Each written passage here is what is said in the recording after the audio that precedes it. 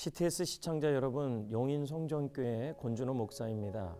오늘 여러분과 나눌 제목은 오늘 필요한 힘입니다.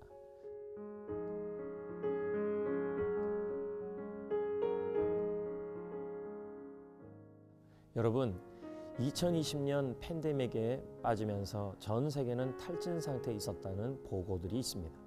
탈진은 에너지가 소진되고 의욕이 없어진 상태를 뜻합니다.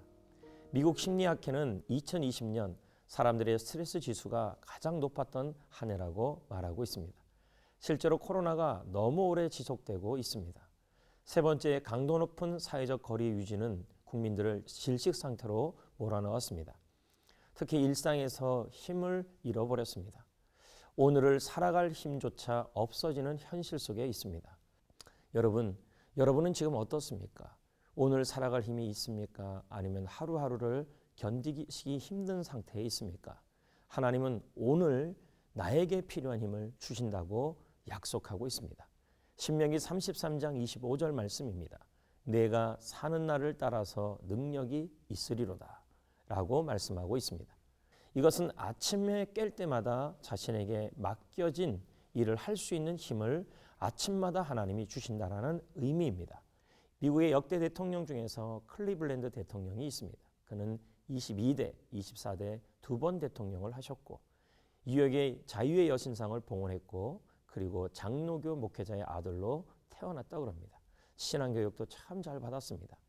재임 중에 미국의 굵직한 문제들을 해결했고 국가 재정난도 해결했던 분이십니다. 그러나 그가 암 진단을 받았죠. 국민에게 알리지 않고 극비리의 수술을 받습니다.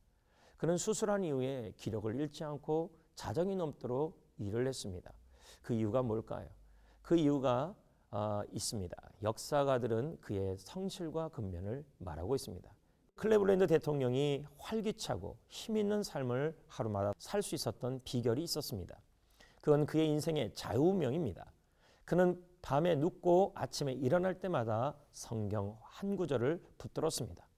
그 말씀이 신명기 33장 25절 내가 사는 날을 따라서 능력이 있으리로다. 아침마다 일어날 때마다 자신이 맡겨진 일을 감당할 수 있었던 것은 이 말씀을 붙들고 이 말씀으로 힘을 얻었습니다. 아침마다 나에게 하나님이 힘을 주신다. 아침마다 나에게 능력을 주신다. 그리고 굳세게 살아갔습니다. 여러분, 시청자 여러분은 어떻습니까? 직장도 가야 하고 자녀도 돌보아야 합니다. 그런데 참 힘듭니다.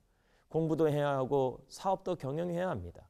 그런데 하루를 시작할 때 눈 뜨는 것조차 힘들 때가 많습니다. 그런데 오늘 말씀에 주님은 약속하고 있습니다. 여러분이 아침에 일어날 때마다 하나님이 오늘 필요한 힘을 주실 것이라고 약속하고 있습니다. 그 힘을 구하라고 말씀하십니다. 그 힘으로 굳세게 살라고 말씀하십니다. 초라한 몸부림이라도 멈추지 말아야 합니다. 강건하게 굳세게 살아가야 합니다. 왜냐하면 하나님은 우리의 행동을 측정하기 때문인 것입니다. 고린도후서 4장 16절도 말씀하고 있습니다. 우리가 낙심하지 아니하노니 우리 겉사람은 날마다 낡아지고 약해질 수 있지만 우리의 속사람은 날마다 매일 새로운 힘이 생긴다고 말씀하고 있습니다.